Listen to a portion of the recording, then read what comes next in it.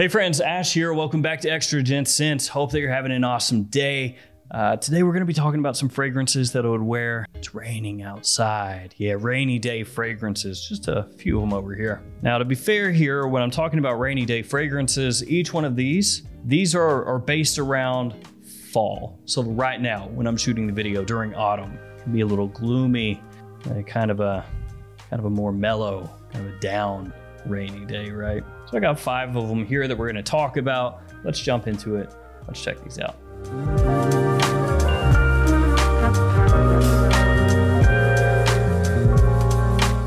Also, codes 10Gents, luckyscent.com. That's the code, 10% off that website, or maybe maxaromatwistedlily.com, one of those. Gents 10, that's the code.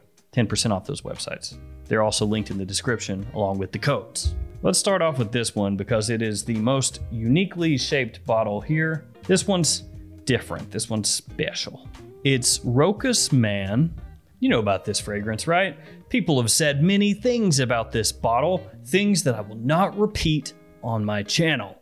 But you can look at the bottle and probably, think of your own, what it looks like. I think it looks like a dinosaur's tooth, right? That's what you were thinking too? Okay, good. Some people hate this bottle design so much that they will take it off like this and try to insert it down into the cap and somehow make it stand like this, but that doesn't work very well. Maybe if you really jam it in there.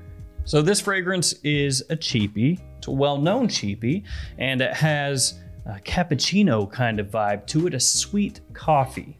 Some people will compare this to New Harlem from Bond Number 9, which is one of Bond Number 9's most celebrated fragrances, one of their most beloved fragrances. It smells like breakfast, people will say, about New Harlem. And this is, as far as inexpensive fragrances goes, probably your best bet to getting close to that one, outside of maybe Michael Jordan, Legend. It really is quite a sweet fragrance, as that cappuccino that I talked about before, giving it that coffee feeling that you're gonna get throughout the life of the fragrance. But it also has raspberry, it's got vanilla, has sandalwood, amber, a little bit of citrus. So you have a lot of creamy, sweet, rich notes here, and it smells much better quality than you would expect for the price point. So that one, I think, really nice fragrance for a rainy day, because it's gonna give you that kind of just curl up in a seat with a cup of coffee vibe, Up next, a fragrance from Guerlain, Bois Mysterio. Mysterio? Yeah, Mysterio. This one definitely packs more of a punch than the last fragrance. A little more aggressive, more powerful, longer lasting. It's quite a woody fragrance and has good depth to it as well. It has sort of a slick leather underneath it all, myrrh giving it this resinous punch, but it's not as ambery as you may expect. It doesn't have this very soft, pillowy sort of resinous feel to it. Instead, it packs a bit of an edge. So that one, maybe some people would think is a little more aggressive or too aggressive for a rainy day, but I think sometimes you need a little balance in there. And a lot of these other ones are more on the softer side, the more mellow side. And so this one is for when you want something that just really, it's gonna give you a bit of a punch. A warm, dry, woody fragrance. That one will stand out. It'll cut through the cold, cut through the rain, and maybe unlike a couple of the other ones here, it'll still be on your skin even if you go out into the rain and get drenched.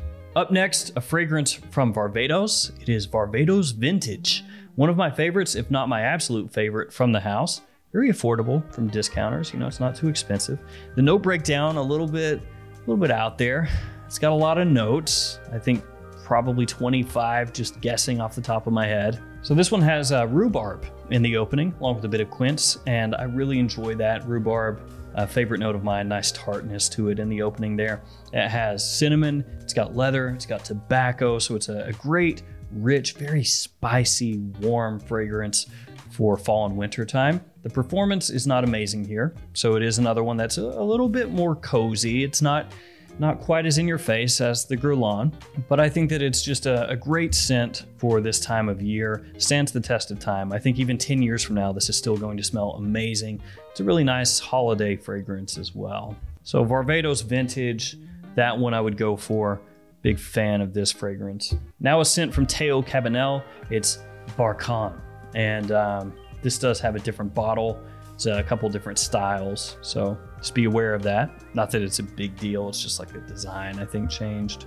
This was fairly difficult to find in the US for a time, but it's popped up at discounters now, so it's pretty easy to get your hands on this one and a bunch of other ones from the house also. In general, Teo Cabanel makes pretty good fragrances, the quality's nice, and the price is not all that high considering that they are niche. So it's a nice little brand, you know, it's got a little something for everybody. So with this one, we're going back toward the resinous side of things, but instead of being like the Guerlain that we talked about earlier that also has this pungent leather and this great amount of woodiness to it, this one is more of that more typical resinous feel. And that's not a bad thing. I don't mean that negatively. It's just, it's more sweet, you know, it's more warm, it's a little bit softer. It has that almost like sugary syruped labdanum feel to it, a good amount of tonka in here as well. Just very warming, relaxing.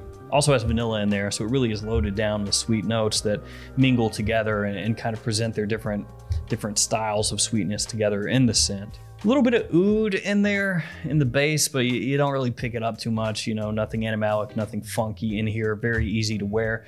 I would say the only point that could be potentially contentious with some people, I don't think it's a big deal. It doesn't come across all that strongly to me, but it does have spices in there like cumin, and some people very much dislike that note. But I think that it's pretty much swallowed up by most of the resins and everything else in here, so it's not a problem for me. It is vaguely reminiscent of something like Ambre Sultan from Serge Luton, so a little bit like that. Last fragrance, L'Envol de Cartier. This is the Eau de Parfum, and I've complained about this before. It looks really nice, it's a nice centerpiece, but this glass is pretty thin, and I'm always worried I'm gonna somehow be clumsy and chip it or break it. But you can also get this in a more traditional style bottle, and that is honestly what I'd go for. But when I bought this, it was like brand new, and I think this was the only bottle style. I don't think they had the other one out yet.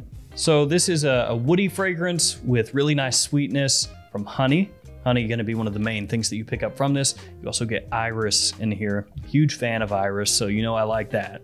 It's not that like powdery fresh style of iris. It's a little bit closer to the way that like a Dior Homme would use iris, but it's not that makeup-y. Got a bit of musk in there as it dries down, some violet leaf as well, extremely classy. Got a little musk in there as it dries down, violet leaf as well. It's a really classy scent. You know, it's not ostentatious, it's just smooth, easy to wear. Maybe younger guys wouldn't go for it too much because it's not, you know, overly masculine. It's the type of fragrance that I think realistically ladies could pull off as well if they liked it. It does lean masculine. I'm just saying that it does have maybe a unisex tilt to it, unisex leaning masculine. There's a really roundabout way of just saying that. Wonderful fragrance, one that I overlooked when it first came out and I bought it. I sprayed it on, thought it wasn't all that amazing, sat it back in my collection, revisited later on and was just blown away. Like, how did I miss this? I owned it and I haven't been wearing it. What is wrong with me? That's essentially what happened. So that one, I would bust that out without a second thought. So there we go. Just a few fragrances that I might bust out in the fall when we're having a rainy day, especially if it's a gloomy one, overcast and gross looking. Obviously, all of these leaning either spicy or warm or both of those things. I want to thank you guys for hanging with me here. Let me know some of the fragrances that you might bust out during the fall when it's rainy. Stay safe out there. See you again another day with another video. See you guys later. Very sophisticated.